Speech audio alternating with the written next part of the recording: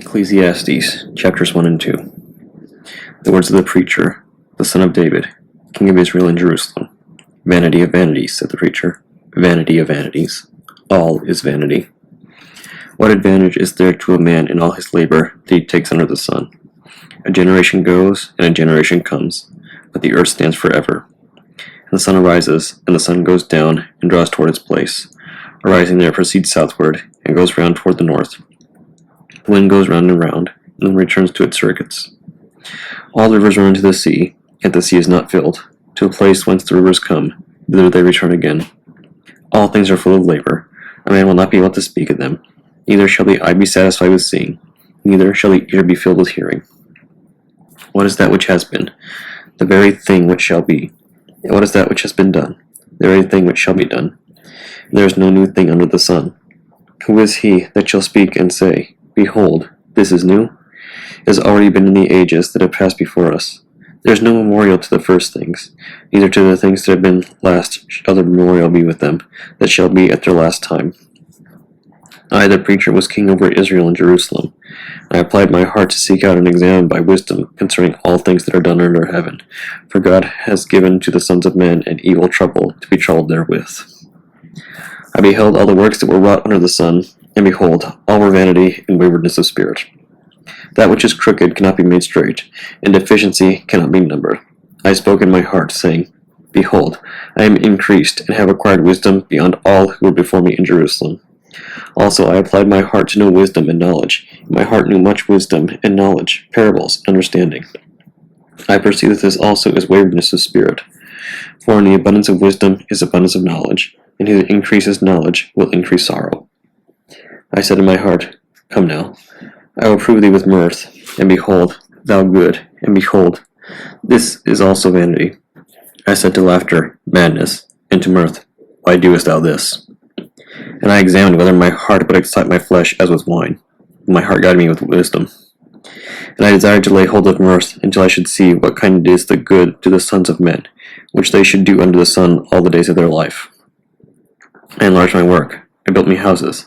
I planted me vineyards. I made me gardens and orchards, and planted in them every kind of fruit tree.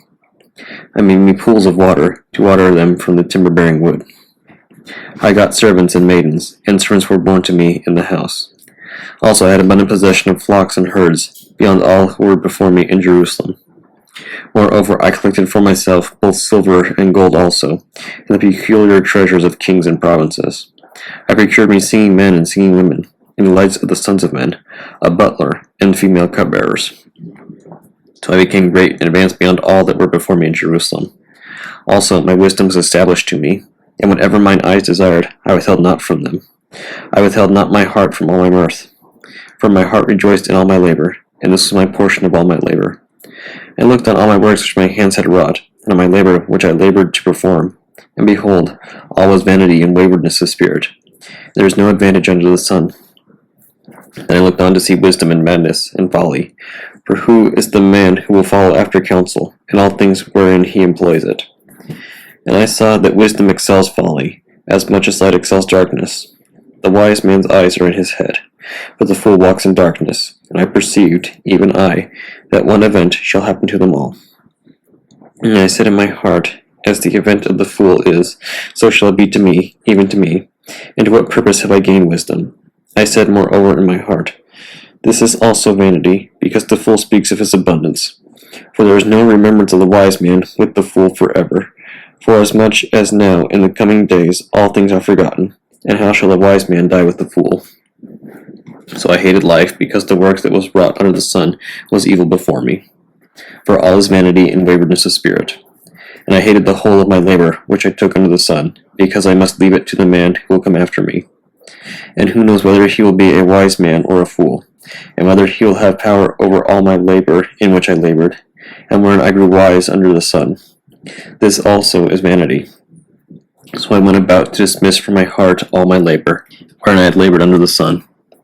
For there is such a man that his labor is in wisdom, and in knowledge, and in fortitude. Yet this man shall give his portion to one who has not labored therein.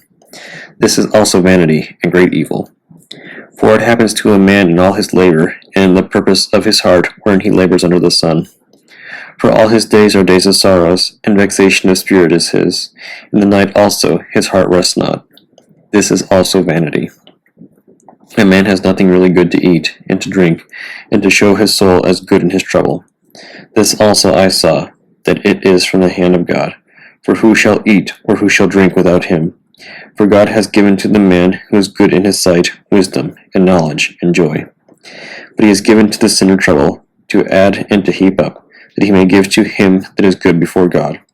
For this is also vanity and waywardness of spirit. The first epistle of St. Paul the Apostle to the Corinthians, chapter 3. And I, brethren, could not speak unto you as unto spiritual, but as unto carnal, even as unto babes in Christ. I have fed you with milk, and not with meat, for hitherto you were not able to bear it, neither yet now are ye able. For ye are yet carnal. For whereas there is among you envying, and strife, and divisions, are ye not carnal, and walk as men? For one saith, I am of Paul, and another, I am of Apollos. Are ye not carnal? Who then is Paul, and who is Apollos? But ministers by whom ye believed, even as the Lord gave to every man. I have planted, Apollos watered, but God gave the increase. So then neither is he that planteth anything, neither he that watereth, but God that giveth the increase. Now he that planteth and he that watereth are one, and every man shall receive his own reward according to his own labor. For we are laborers together with God. Ye are God's husbandry, ye are God's building. According to the grace of God, which is given unto me as a wise master builder, I have laid the foundation, and another buildeth thereon. But let every man take heed how he buildeth thereupon. For other foundation can no man lay than that is laid, which is Jesus Christ. Now if any man build upon this foundation gold, silver, precious stones, wood, hay, stubble, every man's work shall be made manifest, for the day shall declare it, because it shall be revealed by fire, and the fire shall try every man's work of what sort it is. If any man's work abide which he hath built thereupon, he shall receive a reward. If any man's work shall be burned, he shall suffer loss, but he himself shall be saved, yet so as by fire. Know ye not that ye are the temple of God, and that the Spirit of God dwelleth in you? If any man defile the temple of God, him shall God destroy. For the temple of God is holy, which temple ye are. Let no man deceive himself. If any man among you seemeth to be wise in this world, let him become a fool, that he may be wise. For the wisdom of this world is foolishness with God. For it is written, He taketh the wise in their own craftiness. And again, the Lord knoweth the thoughts of the wise, that they are vain. Therefore, let no man glory in men, for all things are yours. Whether Paul, or Apollos, or Cephas, or the world, or life, or death, or things present, or things to come, all are yours. And ye are Christ's, and Christ is God's.